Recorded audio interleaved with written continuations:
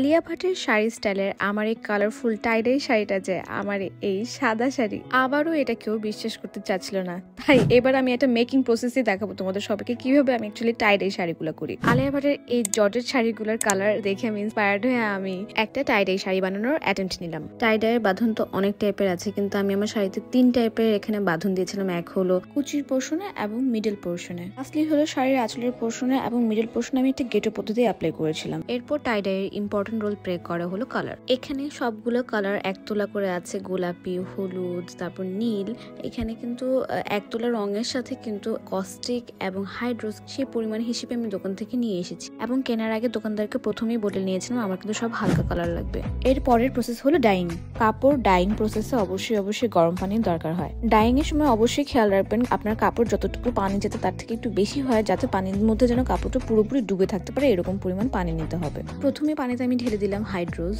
এরপর কস্টিক ঢালার সময় একটু সতর্ক থাকবেন, কারণ কস্টিক ঢালার পরে কিন্তু পানিতে এরকম বুদবুদ সৃষ্টি হয়। তাই টাইডাইতে কাজ করার সময় এমন জায়গায় কাজ করবেন যাতে বাচ্চারা দূরে থাকে, কারণ আপনারা কিন্তু গরম পানি এবং মেডিসিন নিয়ে কাজটা করছেন। মেডিসিনগুলো দেওয়ার পর এখানে আমি গোলাপি রং ইউজ করবো আমার আঁচলে দেওয়ার জন্য। এবং রং কেনার আগে অবশ্যই দোকানদারকে বলে নেবেন আপনি কি কালার রং কিনতে চাচ্ছেন, কারণ কাঁচা রংগুলো দেখতে কিন্তু একটু গাঢ় হয়, পরে কিছু কালার কাপড়ে বসার পর কিন্তু একটু হালকা হয়ে যায়। তাই আমি দোকানদারকে বলিয়ে নিয়েছিলাম আমার বেবি পিঙ্ক কালার রং লাগবে। এবং রং মিক্সিং এর সময় অবশ্যই একটা কাঠের চামচ ব্যবহার করবেন। তুমি গরম পানিতে কেউ ডাইরেক্ট হাত ডুবাতে যাবেন না, এতে আপনার হাত ফসকে যেতে পারে। যেহেতু আমার পুরো শাড়িটা 3 জায়গায় 3 টাইপের কালার করবো, তাই আমি শক্ত করে 3 জায়গায় 3টা বাঁধন দিয়ে দিয়েছিলাম, কিন্তু এটা মাপ মতো আমি আসলে দিয়ে দিয়েছিলাম আমার মন মতো করে। এবং কাপড়গুলো এভাবে রাখছিলাম যাতে এক কাপড়ের সাথে আরেক পোর্শনের কাপড় যাতে রং মিক্স না হয়ে যায়, কাপড়ের সব জায়গায় যাতে রং লাগে, তাই আমি কাপড়টা ওলট পালট করে সব জায়গায় রং লাগাচ্ছিলাম। এরপর আমি ডাইংটা 30 মিনিটের জন্য রেখে দিয়েছিলাম। যারা কাপড়ে গাঢ় রং করতে চান তাদেরটা 15 থেকে 20 মিনিট রাখলেই চলে, কিন্তু আমারটা যেহেতু হালকা রং তাই আমি একটু বেশিক্ষণ রেখেছিলাম যাতে কাপড়ের রংটা ভালো মতো বসে।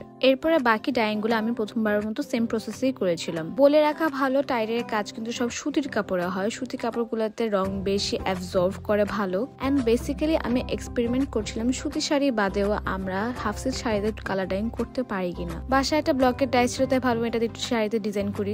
তারপর এই যে রেডি হয়ে গেল আমার হাফ সিল্ক শাড়িতে এই প্রথম একটা টাইডাই শাড়ি।